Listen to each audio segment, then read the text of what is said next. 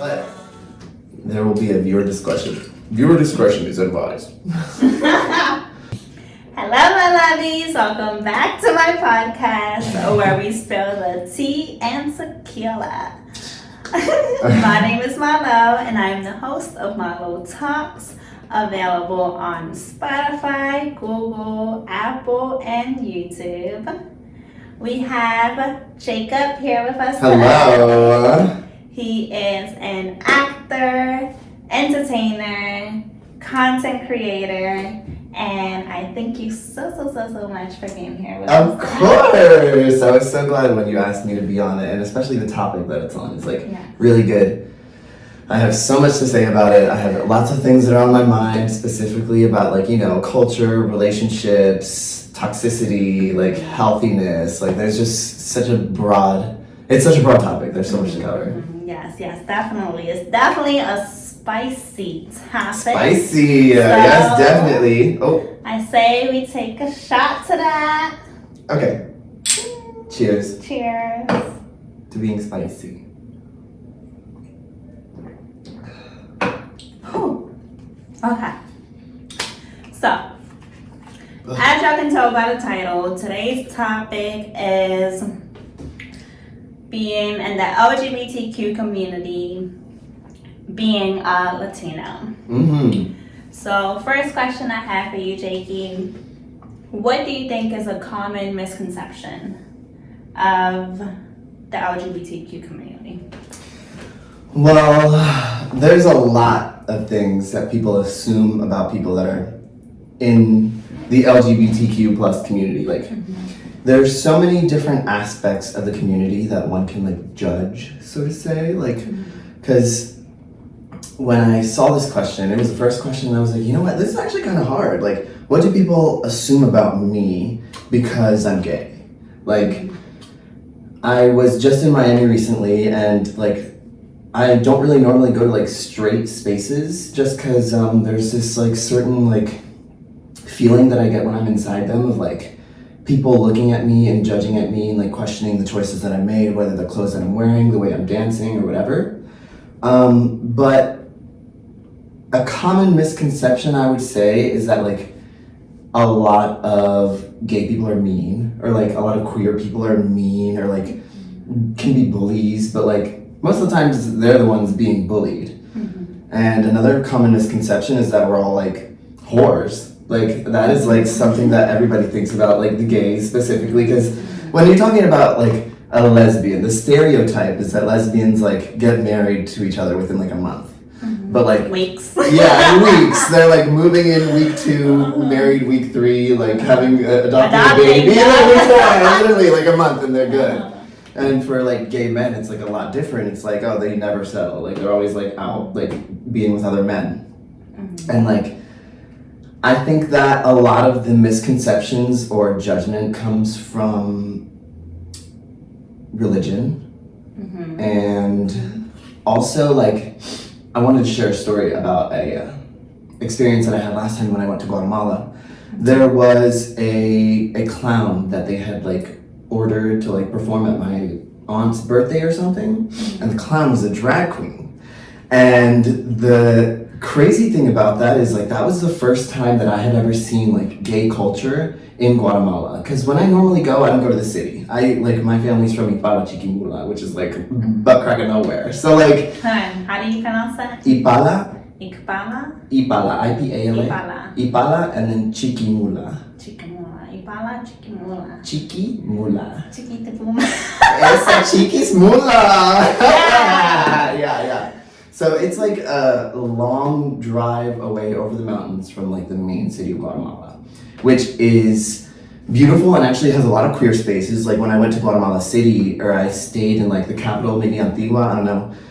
There was a club, and they had actually on the menu that you could order was a rainbow shots. So it was red, orange, yellow, green with purple. Mm-hmm. And a lot of the people there were queer. They were gay men, lesbians, and just trans folk, and anybody in between. Mm-hmm. And that was the last time that I went. But before that, when I was younger, the only thing that I had experienced that was gay in Guatemala was that clown, that clown drag queen. And it, to me, they were mainly laughing at the fact that it was a man dressed up as a woman, and like less about the things that he was like talking about or like performing as. Like there was a couple things that he did that were like very like really funny and like really like they were laughing and enjoying like the entertainment. But there was also a couple of things that were like physical comedy. Like I remember one time like they were like the drag queen was looking at me and like talking to me, and they're like they jumped on top of me, and like I was supposed to hold them, but I was too skinny and weak, so like I just fell with them like jumping on top of me.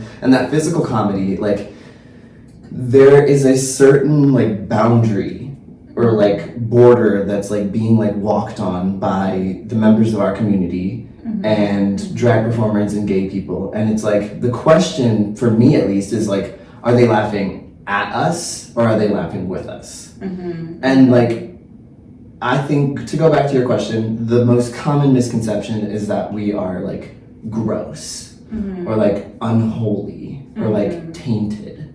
And like I think it's obviously a misconception because it's not true, but a lot of people go into it like, or when they don't even know about like homosexuality or have never had a homosexual person in their family, it's all very new to them. And there are just so many things that they assume about us because it's like they don't know. Right, yes, I definitely agree. Going back to your point of there's a stereotype of lesbians and then there's a stereotype or misconception for the gays. Do you think that there are different levels of difficulties for each one? Oh yeah. I would say it's not a competition. Like it's right, yeah. Definitely not a competition, but I think that in Hispanic communities or like Latinx communities, it is harder for like a trans person to kind of like overcome the obstacles that they're faced with as opposed to like a lesbian or a gay person, just because not that being trans is new, because it's been here like for hundreds of years, like thousands, if not however long it has existed. But like it is like you see it now in the United States, how they're attacking like trans people and like drag queens or like whoever. And that is also kind of like reflected in Latinx culture, because like even though they love their drag queens, like I'm sure like they love to laugh at them, but they don't respect them. And there's another thing that I wanted to say that you brought up earlier about like gay men, lesbians, like the stereotypes. The main stereotype I think for gay men is that if you're a bottom, then you are less than a man, or you have become so feminized that it's not respectable anymore. And that I think is like one of the reasons that a lot of men in our countries don't really express themselves as they should. Like there's a lot of internalized homophobia, and like there's a lot of like inner judgment that comes with bottoming for a man, like with two men specifically, just talking on that topic because that's what I know best, is like if you're the bottom, then you are womanly, or you have then taken upon this role of being a woman, which is not true at all. Like it's just like they're so simple-minded about these kind of things, and when you're not a part of like a rapid growing like first world country, like then you don't really get like immediate access to information, and like you don't get like to experience queer people, and the less experience you have with them, the less understanding you'll have of them. Yes. I wanted to add to the stereotypes in the Latinx community or the difficulties in the Latinx community when it comes to the acceptance of the lesbians versus gays. In my personal experience, I'm Mexican, and one of my cousins, she is lesbian. But my family, they were like, oh, whatever, you know, the girl likes girls. It is what it is. But I can't imagine how they would respond to one of my male cousins coming out, or my brother even coming out as gay.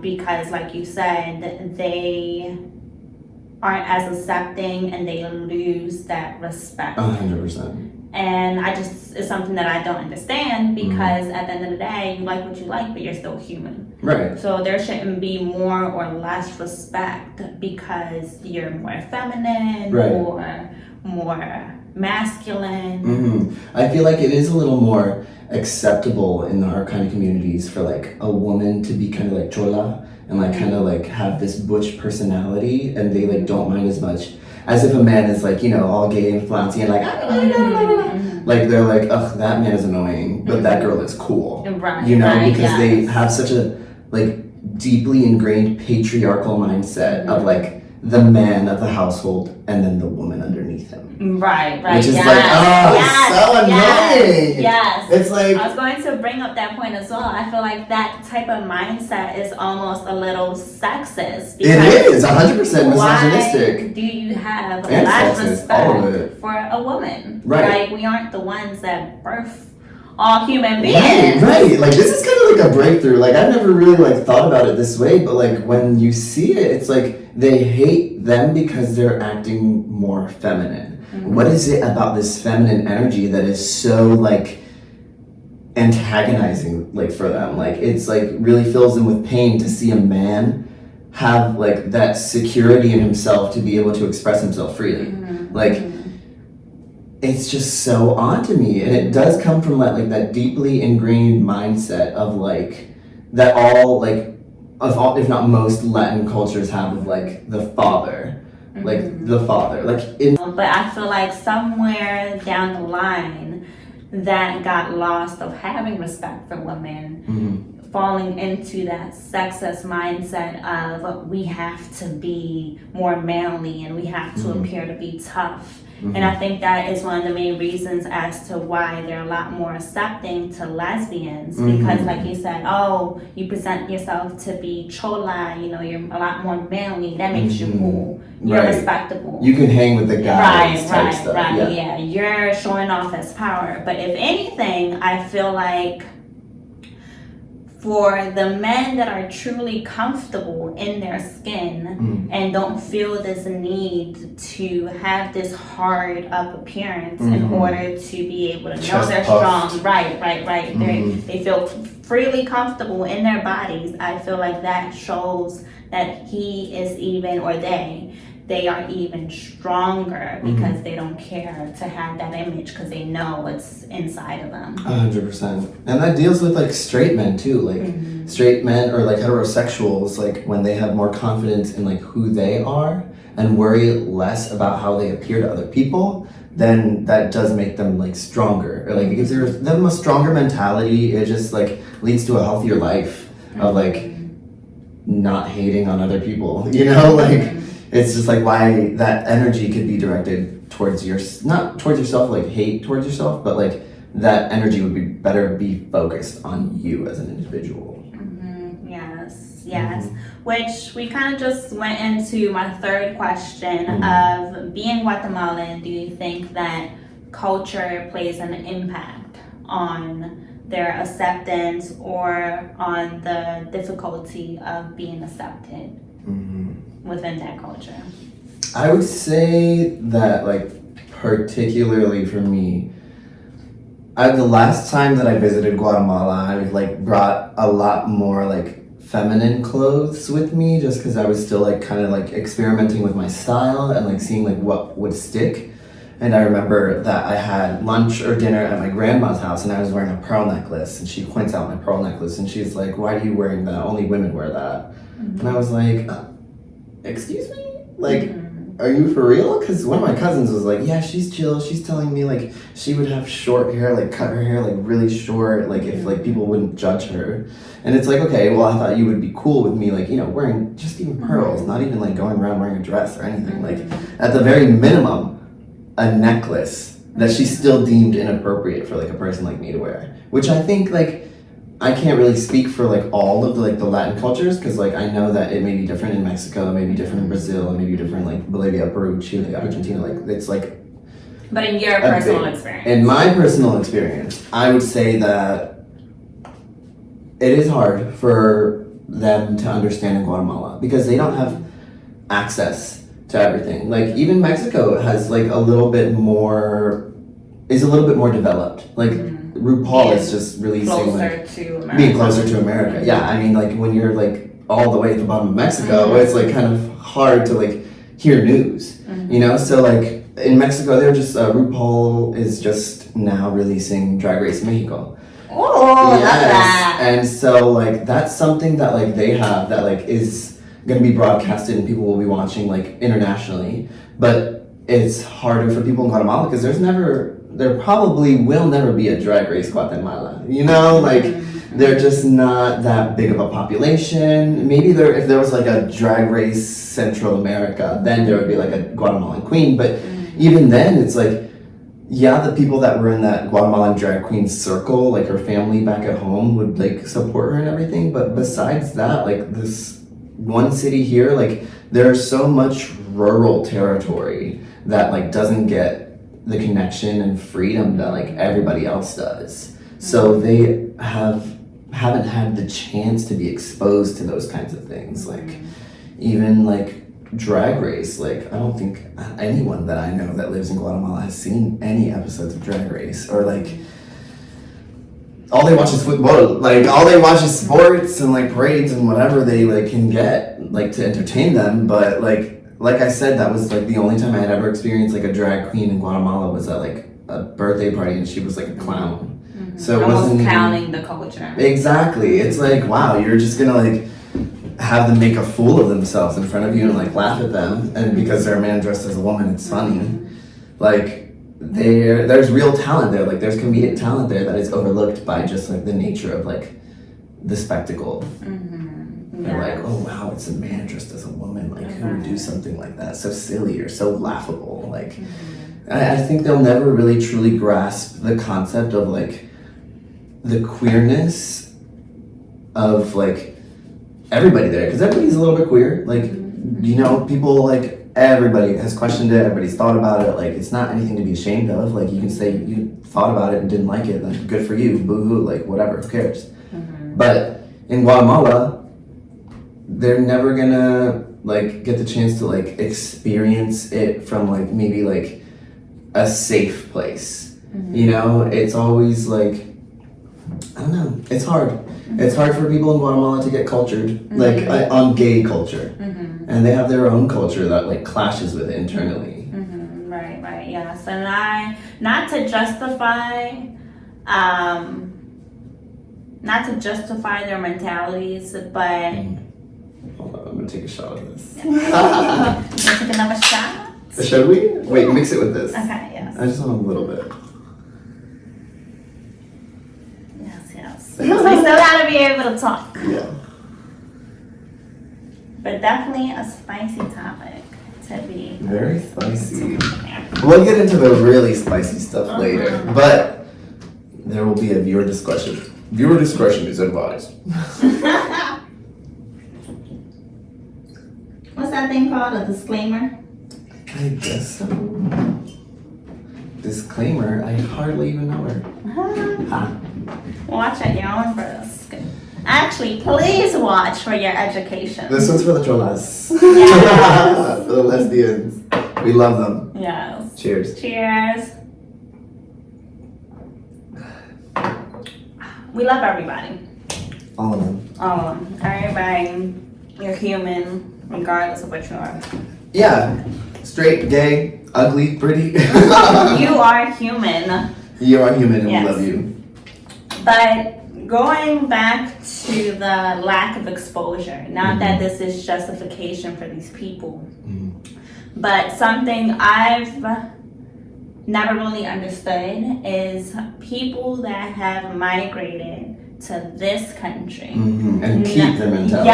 Yes, and not being willing to accept and like you said, they're very closed-minded. They're not willing to change or grow. Escape that mindset. Escape is which is why they came to this country, for a better lifestyle. And I feel like that doesn't just mean financially. For sure. But it should also mean mentally. It should also mean accepting wise. But I feel like people from our culture are very closed-minded and they want to be stuck in their ways. And while part of me understands that they don't want to let go of their culture, I feel like they should be open to letting go of the toxic mindset that's encapsulating them from being able to truly be themselves or truly be happy, whether that's expressing yourself through sexuality or expressing yourself through the way you dress or what you do with your life. Like, not just with the LGBTQ community, but I've heard a lot of comments from the Latinx community, and not to bash our people, not to bam, bash them, girl. Like, that is not what I'm trying to read them. But I've heard a lot of comments that'll be like, oh, they'll question you because it's not something that they're used to. Like, oh, well, why do you have those long nails on? That makes you look like such and such. And whenever you try to explore into your own ways of expressing yourself or living your life,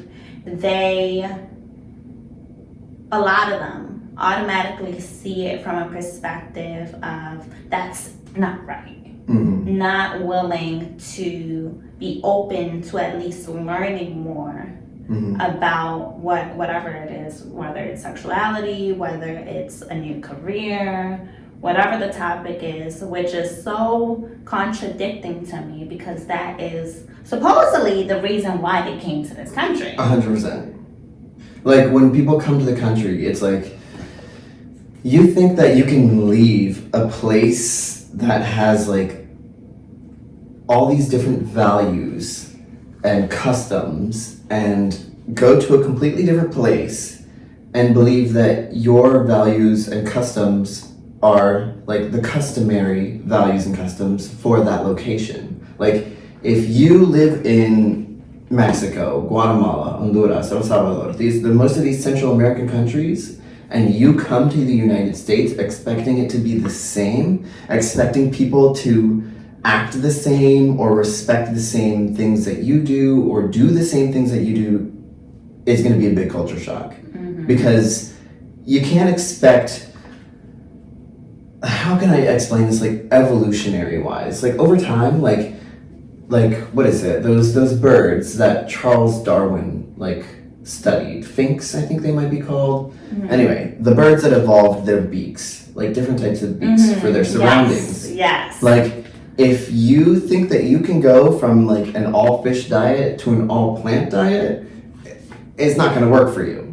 If you think you can go from a very like religious dominated, like poor, kind of like rural, family oriented community and go into America, which is a very like individualistic, capitalistic, like wealthy, fast-paced society, and you think you can keep your mindset from how it was like in your old country, you're sorely mistaken. Unless like my father, he came from Guatemala and he was working his butt off because he had to, basically. And like, that's the only way you can do it, is like focus on how you're gonna make a living, you're gonna build your family, you're gonna create your wealth, and like nothing else should really matter. Like, I see that especially like politically, like there is a lot of drama. Like, gay marriage was only legalized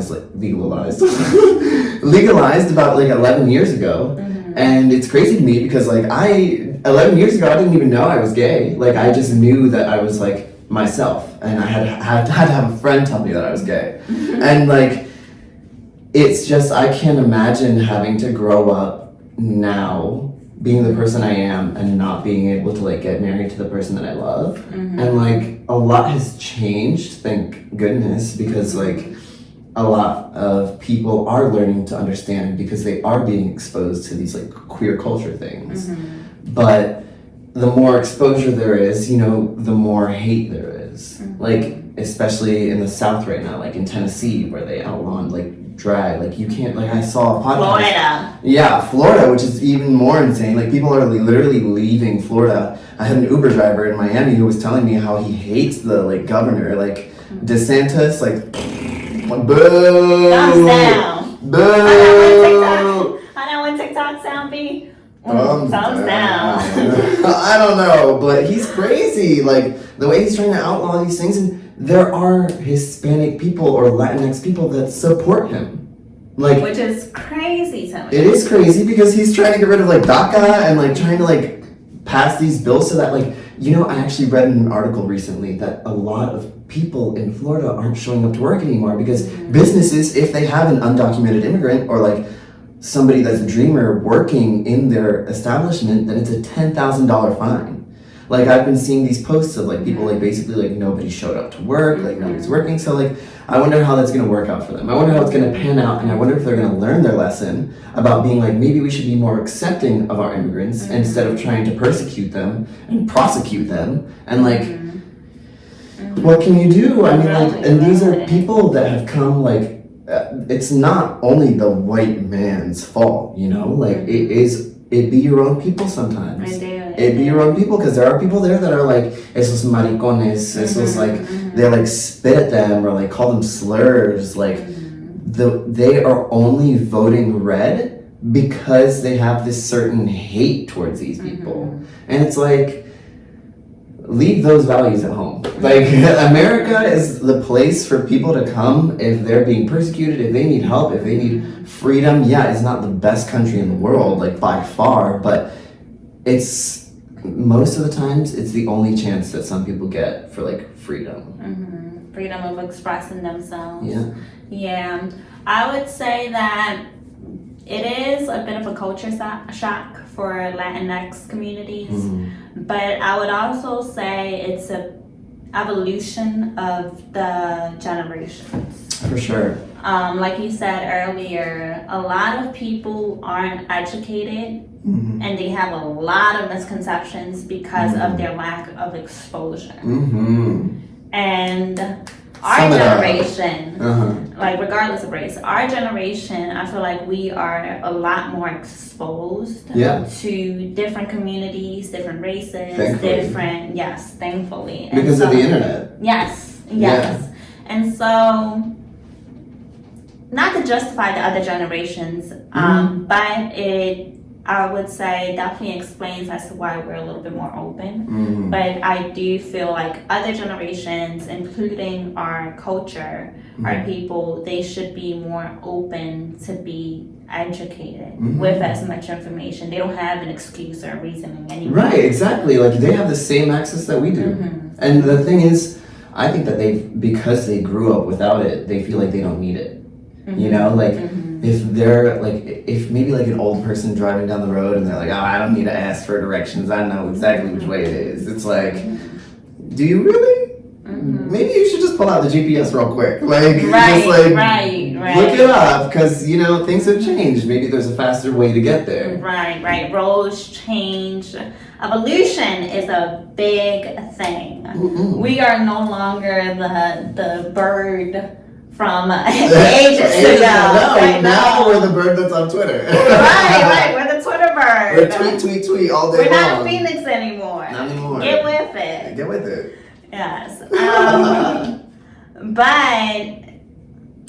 I would just say that people, especially the older generation, I feel like they, regardless of culture, they are not willing to learn and to educate themselves. And I feel like us as humans in general, we should always be open to learning new things, accepting new things.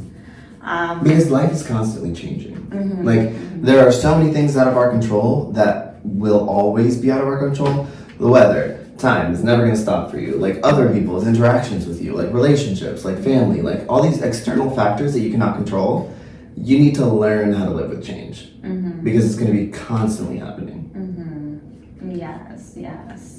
So, talking about the not so ideal response from our culture and older generations, what is or what would have been an ideal response for you that you would have wanted or needed?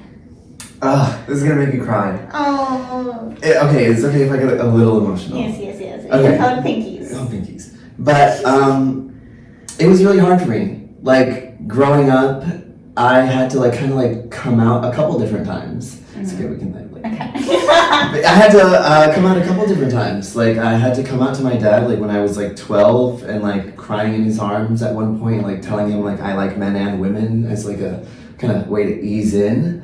And then I came out to my mom and my brother telling them that I liked men, and like they were like, oh, I thought you were bi. Like I thought you liked men and women. I was like, yeah, that's what I told you, to kind of like soften the blow. But they didn't really like hit them up until like later in life. Like last year in December, there was a couple different moments that I had with my mother. And you know how they have like the saying like mama's boy?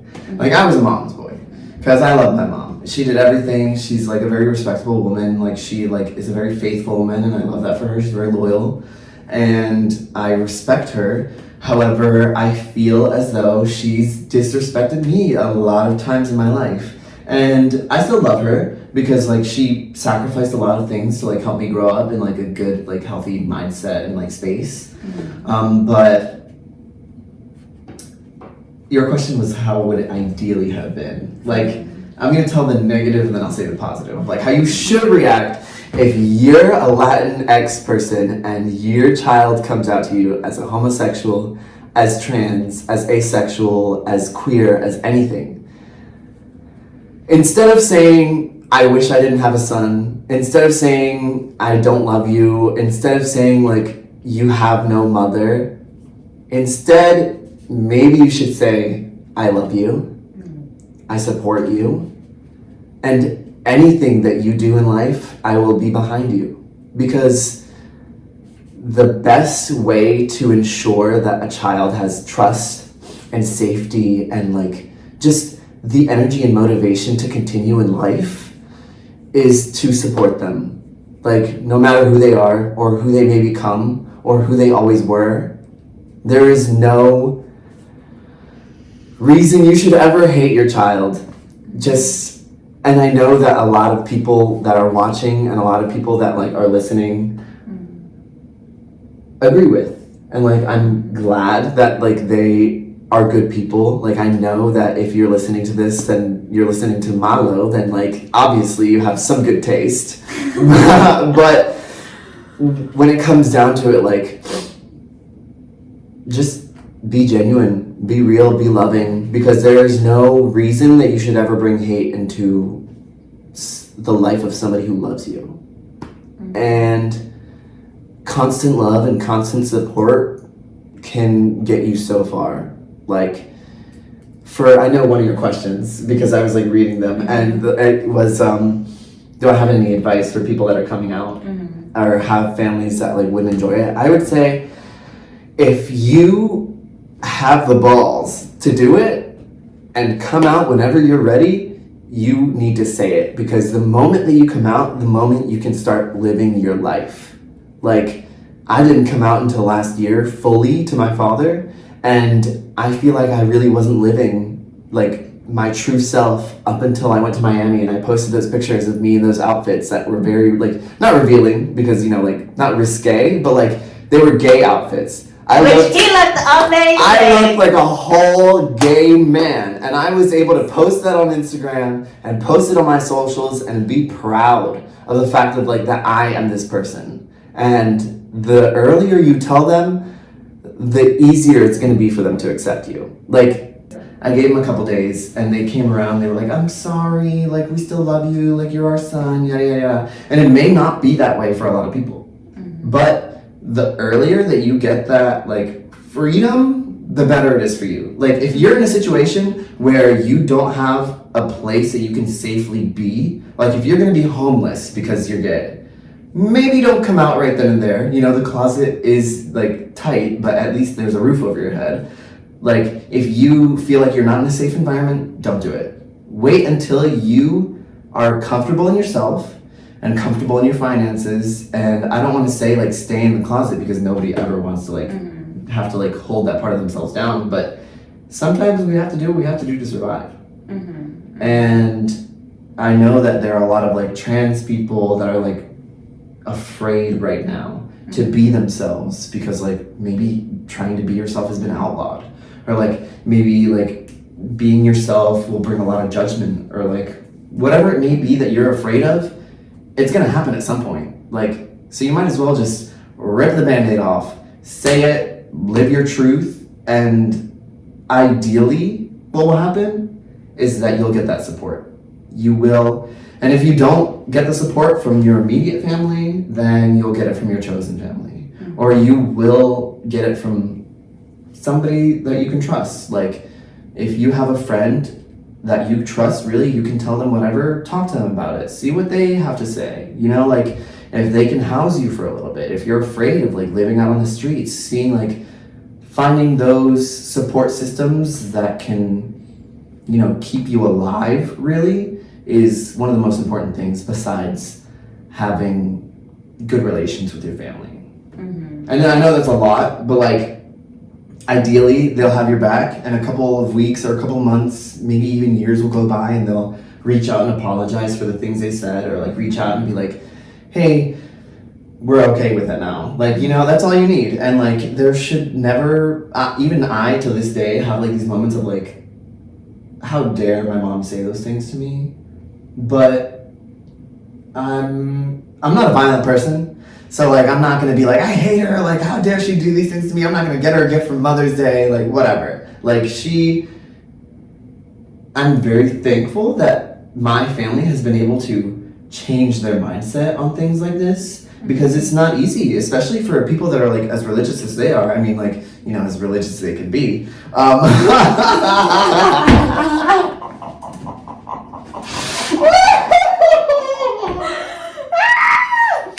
But like, you know, I would have never expected them to be like, oh yeah, we're cool with it, like a couple days after. But thank God I had Nick next to me when my mom was texting me like the stuff of like, you don't have a mother anymore. Like, because if I had to go through that alone, it would have been so painful and so isolating that it would have been hard for me to recover. Like, what can you do? You just gotta live your life, and everything else will follow. Like, as long as you're living your truth, then nobody can stop you. Yes. And even if you're homeless, you know, like, it'll be hard. It'll be better. It'll get better. It'll get better. Yeah. It'll be hard, but it'll get better. What's the one saying? It gets darker before it gets better, or it gets, you know what I'm trying to say? Something about Something like that. Like, it gets worse before it gets better. It's always the darkest night before the brightest dawn, or something like I have that tatted on my side. Through every dark what do I have For tatted? every dark day, there's a brighter. For every dark night, there's a brighter. There we day. go. There we go. You don't even know. I would know it since it's You gotta tatted pull out a on me. mirror and be like, Yeah. oh. What was this at? Yeah, so I feel like our culture, they're very big on family. Mm-hmm. And 100%. we're raised on this belief of Blood is thicker than water. yes, and your family will always have your back, and family this and family that, and but as soon as you do something out of their strict beliefs, then family goes out the window. Then it's no longer we have your back no matter what, and then that leaves us with a lot of internal damage. 100% trauma. That's a traumatic experience, having everyone like drop you. Because now you're questioning, well, what did I do wrong? Like, if you did anything wrong. Because just because it's not what they believe or what they're used to, it doesn't mean that it's wrong in any way. My God is accepting of all. Everyone. There's this one, what do you like to say? God doesn't make mistakes. So why would God have made a mistake with the LGBTQ community? Exactly. You know, and if you're saying that he did make a mistake, now I was you're born this way, contradicting. baby. Exactly. Literally. Now you're contradicting yourself. Does he make mistakes? Does he not? And if you're saying he does, now we gotta question the whole Bible. Now your excuse of religion is invalid. because you're contradicting yourself. You know, it's actually really funny that you bring all this up, because it's bringing me to a place where, in the story of Noah's Ark, when God flooded the earth, as a sign of peace, or like as a sign of saying, like, I'm sorry, I will never flood the earth like that again, he put up a rainbow.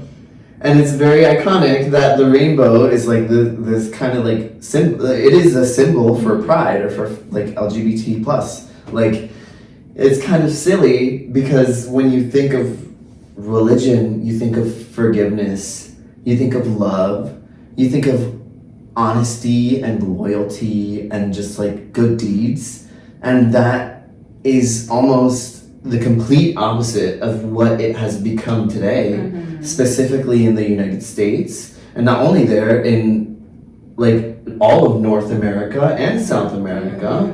Like, this symbol of pride, or like this promise that God made us through this rainbow, is like a promise of peace.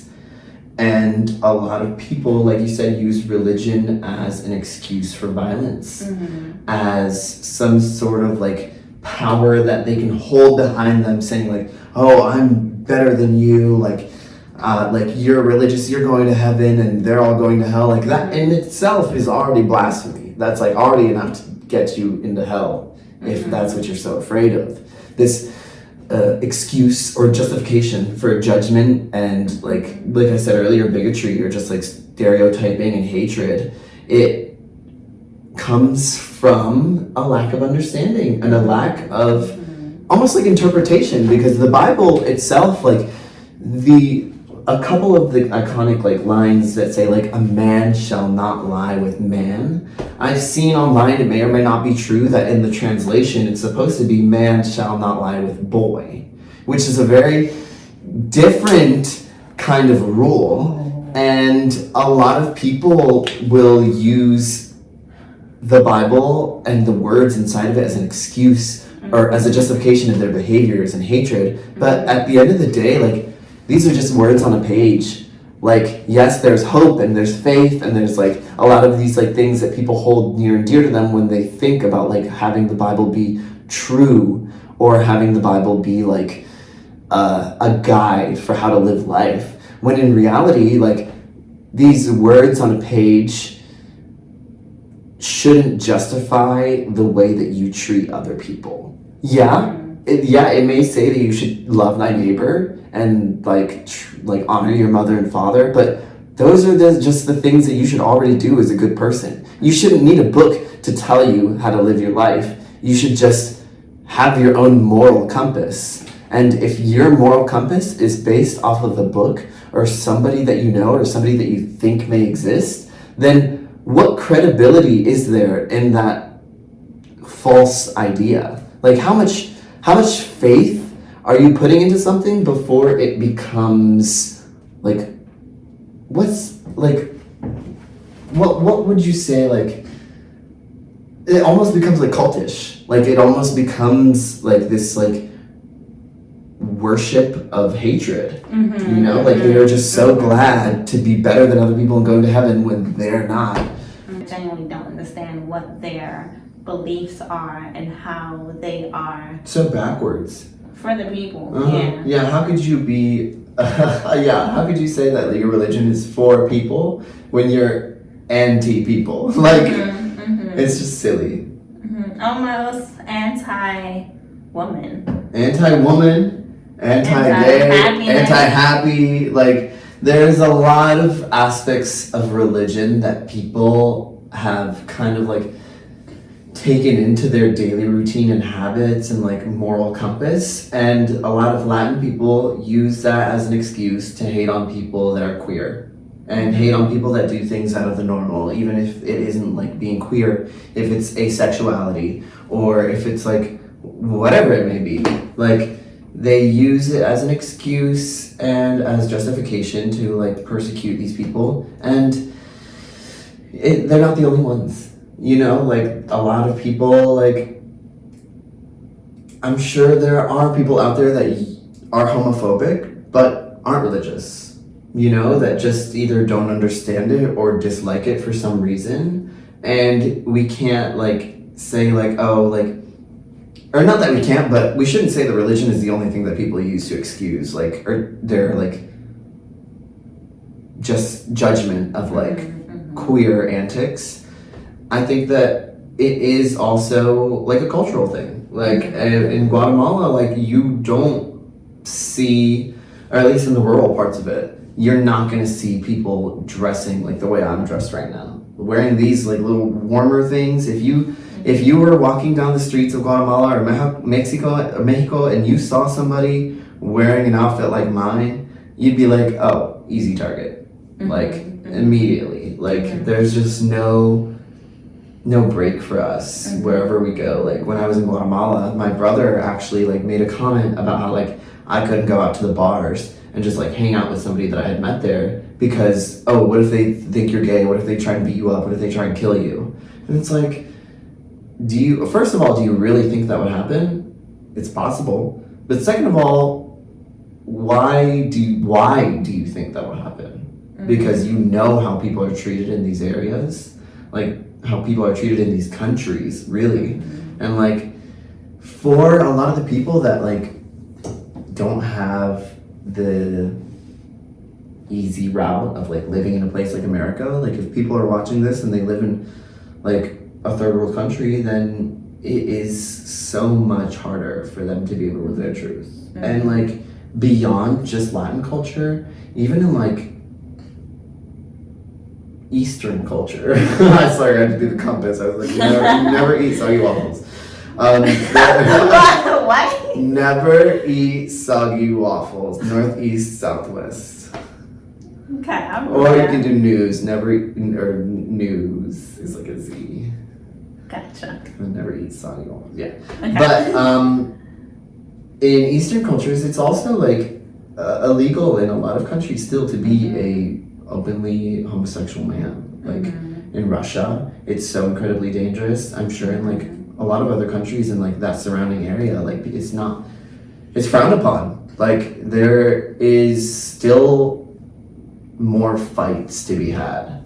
You know what I mean? Like however far we have come as like an American society or like an English or like developed country, there are also like 300 plus like other countries that are not as developed that need our help, really. Like, and that's a very democratic view of like be like, oh, we have to help the other countries, but I don't care about the politics. I don't care about the money. I don't care whether your country's rich or poor. Just as long as it's safe for the LGBTQ people to be there, then that's fine with me. Like money comes and goes. Money is like such a like fleeting asset that like, why do humans base a lot of the like decisions they have to make off of money? Well, I get we need it to survive, but at the end it's just like, it's just a concept. You know, like, yeah, $100 right here. If I tear it in half, then it's worthless.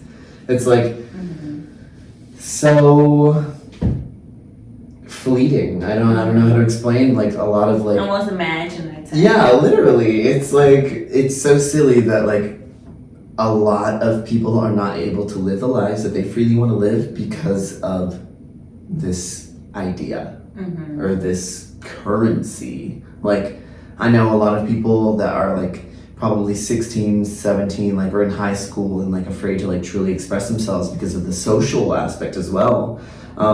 That it's even harder for them at home because they have no escape. They have no like place where they can truly be themselves, and if they wanted to, they would have to risk their own safety. And that's where it becomes a little hard, like trying to juggle of like, should I come out, should I not come out, or like, will my family accept me, will they not accept me? I think that like at the end of the day, you need to be concerned for your safety over everything else. Like comfortability can come after safety, because having a roof over your head is so much better than being out on the street, like exposed to the weather, exposed to like the conditions, exposed to people. Like there's no security there. And like I think another one of the questions that you had was something about like, where do you feel most supported? And yes, that was my next question. Yeah. There's like I think that for me personally, amongst my friends, when I was in like high school and I did theater after class, that was like the most comfortable or the most safe I had ever felt, because it was a safe space created by a community that I trusted. And there, people say blood is thicker than water, but like if you have a lot of water, like it can dilute the blood, so it almost like doesn't exist. So, you know, if you keep that water strong, if you keep that supply coming, you'll almost feel like you're drowning in love and drowning in support. And there's no other way to go than to drown in support. Like thankfully, like there are people in my life that I have had the fortune of meeting and fortune of like getting to know very closely, and like being able to reach out to them or have them reach out to me when there's a moment of, oh God, like my life is over, or oh God, my family hates me. Like having that support is the most important thing. Like being in a room with people that are like you and that you like back, because there's no, you don't have to surround yourself with people that hate you. Like you really don't. You can get rid of them. Like if, like I'm not gonna lie, I have cut out so many people that have not like been good to me, that have been like toxic, and the more toxic people you leave behind, the more non-toxic people that you will meet. Like your friend group will just continue to grow, and the amount of support you'll have is overwhelming, that you'll wonder to a time like, wow, you know, I never thought that I would be here. Like you just become so fortunate when you seek and give love. And if that's the only thing that you're doing, then it's going to come back to you, because, you know, you get what you give. Yeah, I What about you? definitely agree with you. Going back to your point of safety over everything, if you are in a situation where you can't freely express yourself because of the circumstances you're in, my point to you would be to understand that there's nothing wrong with you. There's absolutely nothing wrong with you. If you needed someone to say it to you, here we are. We're right here. There is right nothing here. wrong There's with you. nothing wrong with you. Some people just truly, honestly lack the capability of being able to understand. Like some people's brains just go but so far. And that's it. Like it's honestly quite sad. Like wow, like your brain is at full capacity, and that is so sad, because there is so much more to learn.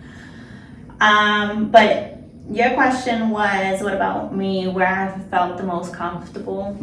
It has also been with my chosen family and my friends, the group of people that accept me for who I am, regardless. And me, and you. Yes, the group of people that accept you for who you are, regardless of what you think you could have done wrong, or they just accept you for who you are. No, like forcement of having to be around you. I feel like that is who you should surround yourself around. And when you're around that group of people, at least in my experience, I feel like you can kind of forget that other people aren't as accepting. When 100%. you're in such a loving environment, you think that, oh, well, they accepted me for who I am. You kind of forget that there's a world out there that isn't as accepting, isn't as loving or understanding. Yeah, and like, you know, when you find that support and when you find that like group of people, it could only be like honestly a couple of people if you need it to be. It doesn't have to be a big family, but you'll know by how comfortable you feel, and your comfortability like is very telling. Like if you're around your family, like I think you were talking about earlier, you feel like you have to hide a part of yourself. You know how uncomfortable that is, and you know how you have to be almost like constantly thinking about it. Like when you like think about like, oh, I have to breathe now, like it's almost like every single time it's like I have to watch what I say, I have to watch what I do, and now you're breathing manually, and like it's like It's so uncomfortable. Like, you know when you're comfortable, you know when you're not, and you will naturally find people that you're comfortable around. Mm-hmm. Like with Jacob, I will text him the most random stuff.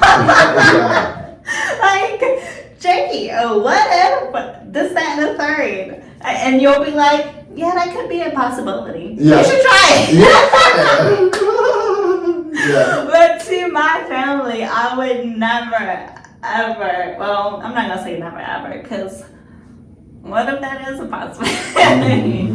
But that is how you know you're truly comfortable, when you can just share your most random thoughts, you know, like even if it is about sexuality. Like, I feel like you said, everybody has gotten curious at some point in their life. Of course. Like, could this be maybe like, you know, like maybe a man isn't my soulmate? Oh, what if it's a woman? You know, that's crazy, because like literally I've had sex with a woman before, and it's like I had to do that for myself. And a lot of gays, like, they call it a gold star gay if you haven't had sex with a woman or anything.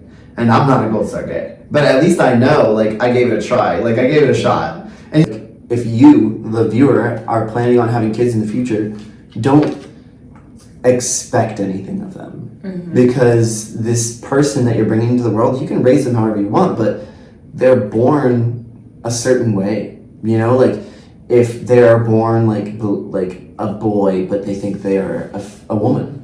If they're born a girl, but they think they're a man. Or if they think they're gay, or if they think they're lesbian, or if they have no attraction at all. It's your job as a parent to roll with the punches. Because you didn't have this baby and expect them to be the like splitting image of exactly what you wanted them to be, because they have a free will. They have their own ideas, they're forming their own opinions. Like in school, there are going to be moments when they're with people that are not you, that don't share your values, and having like these expectations that your child will supposedly, like, you know, be strong and stick with what the family believes is just another way of trying to control your child. And if you really love your child, like, you will let them grow and let them become an individual however they want to be, not however you want them to be. Period. Yeah. So if you're planning on having kids, you know, just don't have any expectations. Just love them for whoever they decide to be or whoever they grow to become. Yes. And I definitely agree with that. And I'm not a parent, but Not yet. Not yet.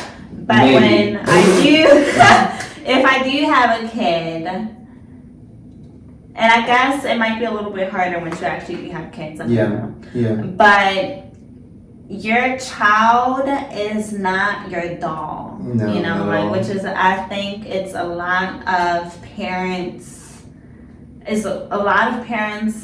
difficulty into getting to understand this new human being. I feel like you're supposed to support them and guide them through life. Right. And not, how do you say in English, obligate? Obligate, or like, not like force them. Yeah, not like force usher them through yes, life. yes. Yeah. Not force them into a specific path, but more so guide them and help them, support them, regardless of who they become or what their beliefs are.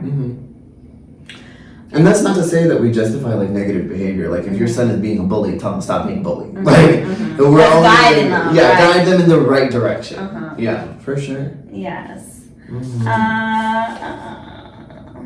So, how do you think the responses of others have affected you when it comes to relationships or... Oh, God. Well, can we talk about that? How has the response of others or those close to you affected you when it comes to relationships or how you view yourself? I think I said it earlier, but when I told my mom my boyfriend was moving in, she was like, I lost my appetite. So that obviously made me feel some type of way. But it also kind of like, you know, solidified my behavior a little bit more as like, I'm proud to have my boyfriend. I'm proud to like share this step with my mother, even though she's not proud of me for doing it. But it does become difficult being gay and trying to find a relationship. Especially for a person like me, it's hard for me. I recently got out of a relationship that was extremely complicated and very difficult, and it ended in a way that I obviously didn't want it to end, but a lot of men like me have used these kind of like sexual experiences as a way of like growing or maturing or like showing like, oh, like I'm worthy. Like having sex to give yourself value, or at least for me personally, that's how I kind of used to view it, as like, if this man likes me or thinks I'm attractive and wants to have sex with me, then that increases my valuability. And like, it's a very toxic way of looking at yourself. And like, I personally like feel like I didn't really respect myself as an individual before, because I didn't really have as high standards for myself. And like, when I got into a relationship, there was this part of me that was like just kind of like growing and being nurtured by my like partner, and he helped me realize that my worth is a lot more than I actually thought it was. And that is something that like I feel like I would have never experienced if I didn't allow myself to be myself. Like, having these big steps, like having him move into my place, was a huge step for me, like personally, because in my previous relationships, they were very like short term, they weren't very like deep or involved, and I never really like felt true love. And then once I did, it was like everything changed. It was like, now I don't need to seek out value or like validation from these other people, because I already have validated myself. And I feel like a lot of gay men, even though there is a stigma of them saying like, oh, gay men are all whores or all sluts or whatever, like, sure, there are some that are, and like power to them, because who gives a fuck? Right, exactly. Like, don't judge, just stay mad. And I think that like, because of that stigma and because of people's inability to separate themselves from their sexual energy in a way, has kind of like taken over of this part of the gay community. And there are a lot of people out there that actually aren't like that. Like, a majority of them are actually not like that. Like, you see and you hear about a lot of these like people that are very sexually driven, and not that it's not a bad thing at all, but it's like, those are the only people that you're giving attention to. Like, you don't like give the publicity to the right people, and like they just do it to like make fun of them almost. Like, every single video is like, oh yeah, that dude's like such a whore, like it's so funny or whatever, but you never like really get to hear about the person that is, you know, in a happy, committed relationship with their partner, and like starting a family and like doing all the things quote unquote right, as opposed to like what other people may believe is like wrong. And it's hard for people like me to get into relationships because of all these like dating apps and like all these like opinions that other people have of like, they already have like, and I know this because I personally do it, I already know exactly what I want, and I haven't seen it yet, so I'm not gonna feed into anything that like isn't worth my time and energy. And that took me a while to understand, because like before I would just be like talking to everybody, saying hello to everybody, like giving people my time of day, when even though like it was my time to give and not theirs to take. And over time I have like discovered a little bit more self-worth, and like have allowed myself to just like be myself, and just all these people that are like trying to talk to me now, they are just kind of like an addition. Like, it's like I'm the main character and y'all are like side characters or like featured for like one episode or whatever, but like at the end of the day, it's always gonna be me first. Yes, I love that. It's been so difficult though, like having to like get to this point. I had to break my heart and cry and like lose my mind, basically. Like, there is so much pain that comes with growing, and that's why they call it growing pain. Like, I remember when I was young, I used to have like pain in my like pelvis and my knees because I was like growing taller, and now I have pain in my heart and my head because I'm growing smarter. Yes. Pain Period. I like that. Yes, I definitely completely agree with you. I think that the way you were raised and the type of love you were giving and experience plays a big part on how you view yourself. Oh yeah. Oh, 100%. Because as a parent, my advice to, and I'm not a parent, but as a child, right? As a child of a parent. Right, as a daughter. Yes. As a daughter, my best advice to you would be to give your kid unconditional love so that they're not basing this first experience of what they believe that's true love, yes, based off of the experience that you gave them. Though unconditional love, because that was actually like a big part of my last relationship. Is he told me that like I was the first person to ever show him unconditional love, and that really stuck with me because it was one of the last things that he said to me, or like one of the last things that I said to him about like something about unconditional love. And I think what's crazy to me now, looking back on the relationship, is that I was giving unconditional love, but I never received it. Like maybe because of how my family has gone by, like in that relationship, I only experienced giving love. And there were times where I felt like I did receive some love, but it wasn't unconditional. And I think that because of how everything changed and ended, there's definitely still a little bit of like that trauma like lingering in me. And it's a little hard to be like, okay, like I'm gonna like open myself up to other people and like let them have my love as well, because like not everybody deserves it. And like as like you were saying, as a parent, like being the first one to show them like what unconditional love is and having that prime example set as soon as they're brought into this world is so extremely important.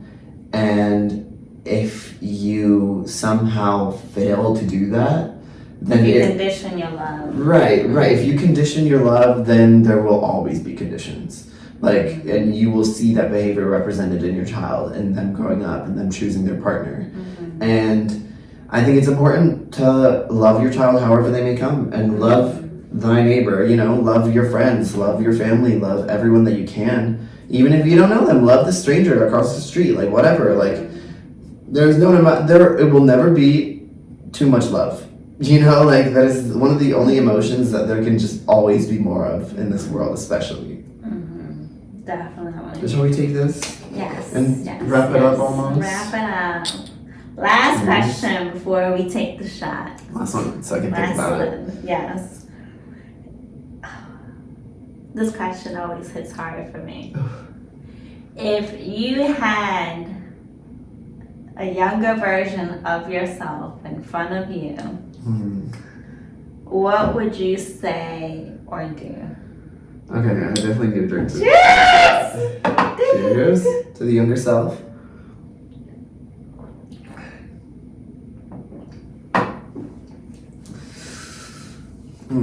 Woo! I feel like, me personally, thinking of younger me, I have grown a lot, I've learned a lot, but thinking of younger me is always hard because she was so unexperienced, didn't know a lot, was so conditioned to believing that she needed to be a certain way to be accepted. So what would be something you would say to your younger self? 17-year-old Jakey, 19-year-old Jakey. I think that as a child, I would probably tell myself to just keep going, and don't be afraid. I know that as a young child, it's hard to kind of put a label on everything and really discover who you are because you're still developing. as a teenager, I would probably tell myself to stop dating women. Or stop crushing on girls, because that's not what you need to be doing. I would say for my, like, a little bit, like, into the teenage years, like 17 or 18, I would tell myself just to do it already. Like, just to accept yourself for who you are. Because if you can't accept yourself, then how is everyone else supposed to accept you? And there comes a time, like, I would probably tell myself as a youngin', like, stop lying to yourself, because there's no reason for you to deny who you are, especially to yourself. Like, I was young when I knew I was gay. Like, I was young, and I knew I was gay, but for some reason I would just keep going for women. Like, it was just to appease my family in a way, and being like, I want kids, yeah, let me, like, you know, date a woman. But do you remember when, like, the moment was that you realized that you were gay? I think it was actually because Rosie told me. Rosie is one of my friends that lives in New York now. She's a costume designer. And we went through, like, elementary to high school together. And so we've been friends for, like, over a decade, which is crazy. Mm-hmm. And she came up to me, she's like, you're gay. You know you're gay, right? Like, you're gay. I was like, what? No, I'm not. Like, no, I'm not. Because I was so scared of, like, just having that, like, label. Thankfully for me, I wasn't really, like, bullied in high school because I didn't come out. But I feel like if I could go back and tell myself, like, freshman year, like, just come out already. Like, be gay. Be happy, literally. Because the more time that you spend hiding behind this facade, behind this character, the less time you are giving yourself to be free. You are giving yourself, like, love. Like, you cannot love a fake version of yourself. And if that's all that you're presenting to people, then that is the only side that they will ever see of you, and they will never be able to get to know the real you. Like, oh, there's just so much I wish I would have, like, been able to say to my younger self, because, like, if I had known that it would have been so easy to come out and just be like, yeah, I like men, and they would get over it in, like, a couple days, then I would have done it when I was, like, 12, like, so that I could live my teenage years as who I really wanted to be. Like, I think that I would tell my younger self, like, the longer you wait, the more torturous it's going to be for yourself. I would also tell my younger self, like, I know I said earlier that security is, like, the most important thing, but I don't know necessarily if I would have followed my own advice, and I would say, like, you know what, I feel so strongly that this is who I am as a person that I need to reveal it, or I need to come out to my family, even if they kick me out.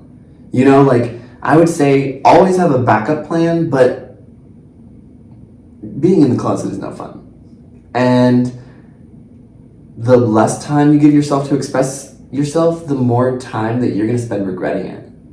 Like, I know that even now, I wish that I would have gone to prom with a guy, you know? Like, I have a picture of me going to prom with a girl, and yeah, that's cute or whatever, but, like, that's not who I was.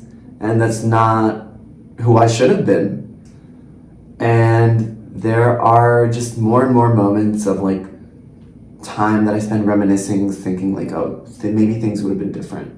But I'm very thankful that everything did turn out the way it did. Like, I wouldn't go back and really change anything, because the life experiences that I've had have brought me to become the person that I am today. And, like, you know, she's kind of fine. And, like, I think that, like, maybe I would also tell my younger self to love themselves a little bit more and stop worrying about the, like, love of other people. Because relationships come and go, people come and go, like, life is fleeting, and the only person that will be with you when you are in your last moments may be yourself. And yeah, there may be people in your bed, but if you're comatose, you're alone with your thoughts, like, they might as well be nice thoughts. You might as well love yourself before you go. Like, there is no time limit on how long you have to love yourself. Like, if you start now, you will literally love yourself to the day that you cannot stop, like, or that you can't even breathe. Like, there's just so much time for you to love yourself. And just because I didn't come out until I was like 23 doesn't mean that I'm not living my best gay life now. Like, if anything, I'm living an even greater life because now I have daddy's money. I'm kidding. You probably said it. No, but like I'm working and like I'm making good money and I have a good job, I have a good life, I have a great support system, I have a wonderful little kitty, Yes. I have wonderful friends like Maria and like Malo to like be around me in life. Oops.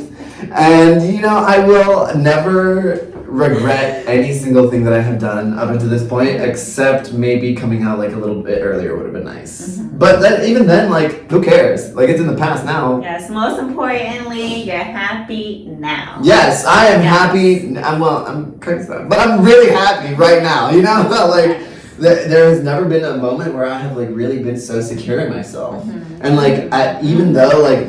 Even recently when I started posting like pictures of me on Instagram, it's like I, for the first time, have felt like unafraid or unapologetically be myself. And that is just, it really boosts the confidence. Because like I'll be on Instagram and I'll post a picture and be like, I hope grandma doesn't see this and thinks I'm a faggot.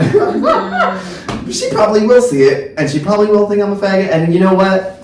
At least this faggot's eating, mother. Like, come on, bye. One out of two choices. You either accept me, or you don't. And you know what? Up to you. I don't even care which one you do. But if you like my picture, I'll take it. Yes. If you don't add me on Facebook, I'll take it. I'll take that as you accepting it. You know, like. Yes.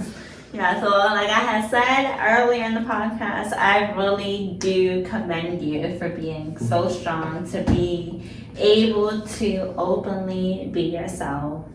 I've known you for how many years? 5 maybe?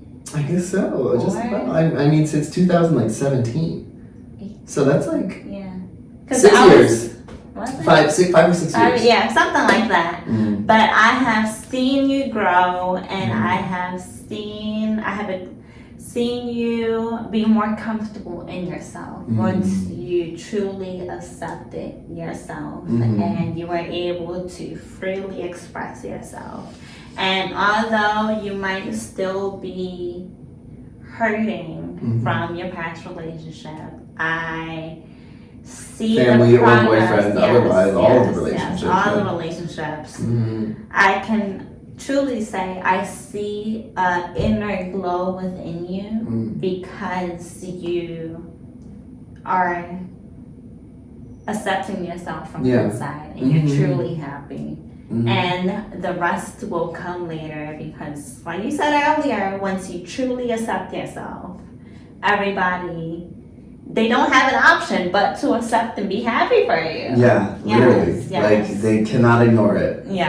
And I just hope that as, you know, time goes by, it'll just get easier for everybody to like kind of avoid the stigma of having to come out, of having to like present themselves as someone that they are not. Like the first initial like ages when people start finally like discovering like their identity, I can't wait for the future when a lot more people are more accepting and it'll be even easier for people to just love themselves and accept themselves. Like y'all are lucky that I wasn't born in like 2020 because I would have been like supreme queen like by 2030 or whatever. I would have been 10 like walking around like Which you will be a supporting queen for those born in 2020. Exactly. My child is going to be amazing, fantastic. Even if he's straight, you know, like, well, I'll take it. But if he's gay, he's going to be a queen and y'all are going to know it. Like, you're welcome.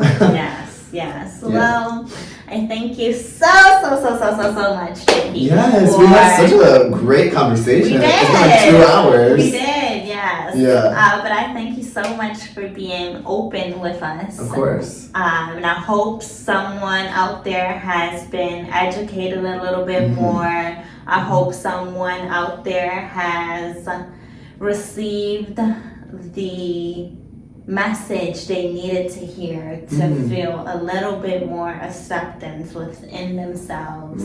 If they needed to hear from someone who has been in their shoes, because I know how difficult that can be, to be walking in a path where you feel like nobody understands you. I hope to have you again on my show. I'll come back for the religious episode. Yes, I need to have a whole nother episode on that. Yeah, we'll have it. We'll have it. And a whole nother episode on how the way you were raised affects the way you see yourself. Oh yeah. Oh, like self-image. That would be a good topic. Yeah. Yes. Yeah. But yes. Thank you so much for letting me come on and be a guest. I mean, like, I had so much to say. Like, and it's just like there is a lot to discuss about our culture and like how it clashes with queer culture, and just we could talk for hours about it, like we have. Yes. Make sure you follow Jakey on all of his platforms at Jacob.Sanchez1 on Instagram. I think it's like Jakey something. I don't know. You can probably see it all from there. Yeah, it was a pleasure. I'm so glad to be a part of it, and I'm so glad that this like video will be like available for us whenever we need to like hear a little bit about ourselves. Yes, and for those that need to hear. Yes, and for the viewer, like if you heard something that you liked, if you have a comment and you want to write down and respond to something that we said, I'll reply to you. Like, go ahead, ask a question, ask me anything about how it's been like trying to grow up as a closeted man in like a very religious family, or like you can ask Maria and Latinx culture, a very like religious Hispanic culture, and like you can ask Maria about how it's been in like the same kind of like culture. Like we've both grown up with lots of obstacles, but we have made it to like the points that we are today, and it can only go even higher from here. Which is one of my biggest goals in life, is just to be able to help people find those people that have been in a similar situation as they have.